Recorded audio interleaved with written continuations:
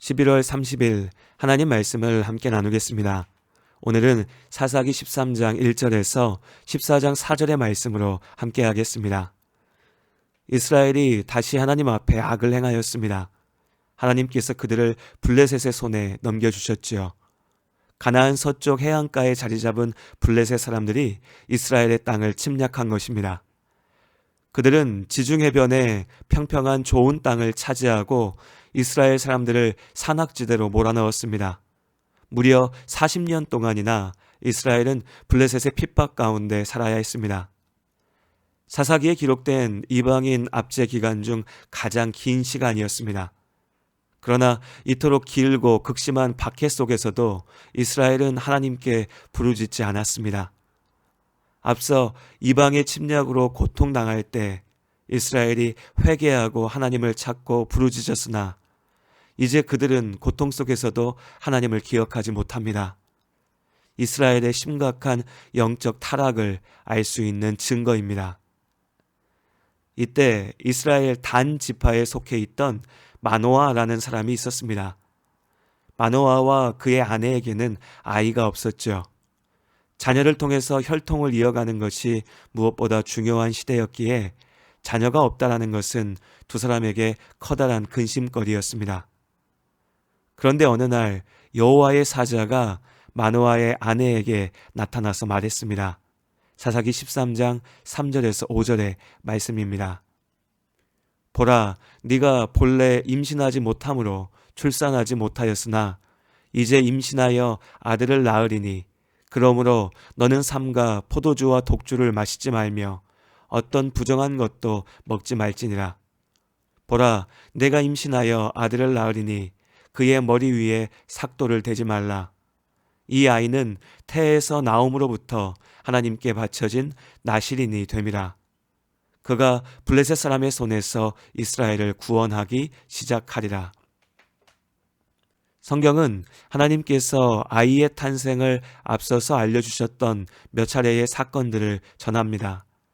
아브라함에게 아들을 주시겠다는 약속이 그러했고 에서와 야곱의 탄생을 이삭에게 알리셨던 것도 그렇죠.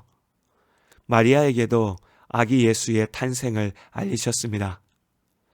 한 인생에 대한 하나님의 특별한 개입이며 이스라엘의 구원을 위한 하나님의 계획을 보여주는 사건들이었습니다.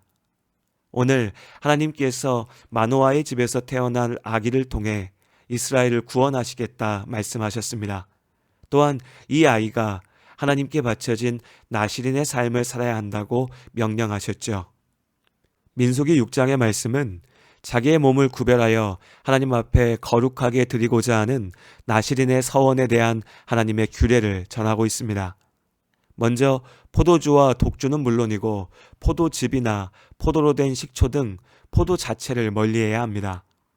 서원을 하고 특별히 구별되어 사는 동안 머리털을 자르지 않아야 하며 시체를 가까이 하지 말아야 합니다. 나실인의 서원은 말 그대로 하나님 앞에 자원하여 나아가는 것이었습니다. 억지로 주어진 명령이 아니었죠.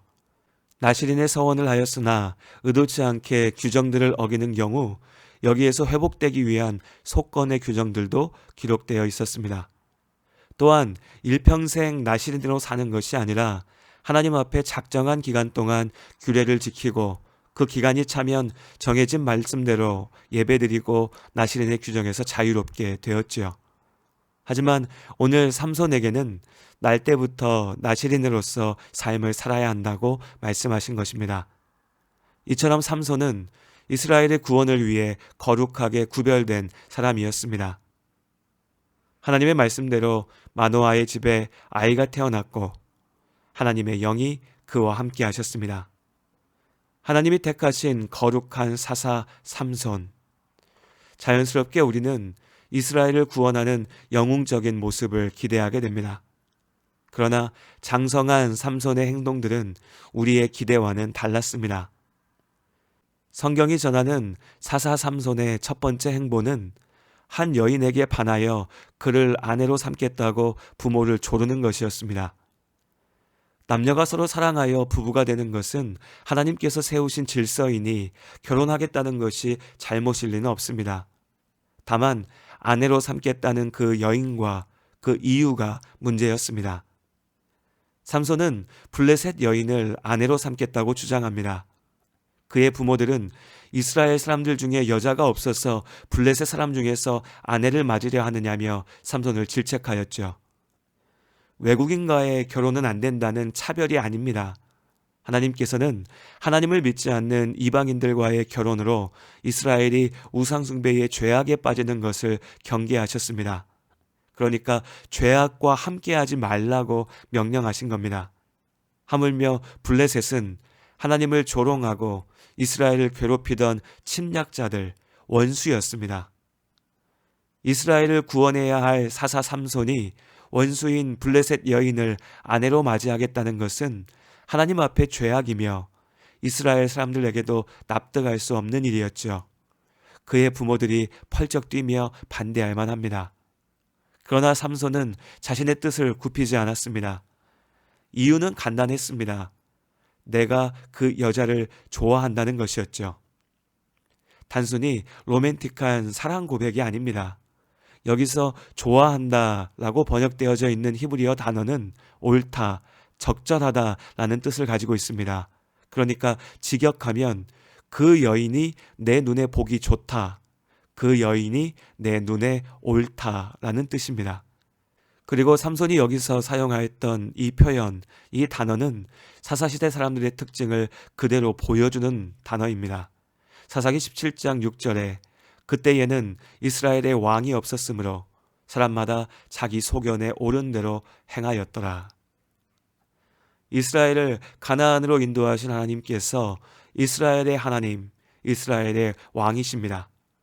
그러나 죄악에 빠진 이스라엘 사람들은 각자가 자기 눈에 좋게 보이는 대로, 내 눈에 옳은 대로 행하였습니다. 그렇게 하나님께 등을 돌리고 죄에 빠져 스스로 무너진 것입니다. 이스라엘을 구원해야 할 사사 삼손 역시 이스라엘의 죄악을 반복하고 있습니다. 앞으로의 말씀들을 통해 우리는 자기 눈에 옳은 대로 행하는 삼손이 어떻게 무너지는지를 보게 될 것입니다. 예수 그리스도를 믿는다 말하고 하나님의 자녀라고 고백하는 우리의 문제도 여기서부터 시작됩니다.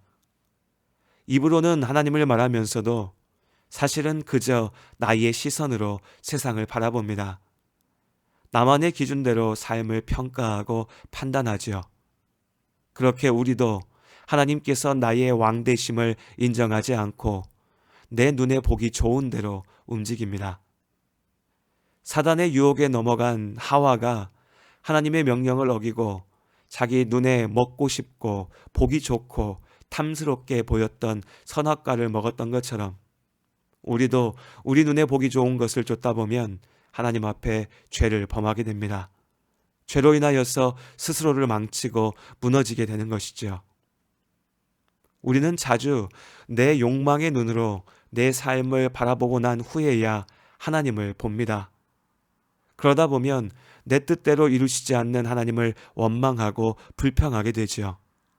그러면서 내 눈에 보기 좋은 것이 복이라며 복을 달라고 비는 것입니다. 그러나 그것은 복이 아니라 벌이 됩니다. 먼저 하나님을 바라보아야 합니다. 예수 그리스도의 십자가 복음을 바라보고 주의 말씀을 기억해야 합니다. 그리고 하나님의 시선으로 나의 삶을 바라봅니다. 그때에야 내 삶에 넘치는 하나님의 은혜, 그 축복을 온전히 볼 수 있습니다. 나의 시선으로는 볼 수 없었던 하나님의 온전하신 계획과 인도하시는 손길을 보게 되지요. 하나님의 시선으로 바라보는 나의 삶, 믿음으로 주의 손을 붙잡고 나아가는 길, 그 삶이, 그 길이 참으로 복됩니다. 그렇게 오늘도 하나님과 함께하기에 복된 하루가 되시기를 주님의 이름으로 축복합니다. 내게로부터 눈을 들어 주를 보기 시작할 때 주의 일을 보겠네. 내 작은 마음 돌이키사 하늘에 꿈꾸게 하네.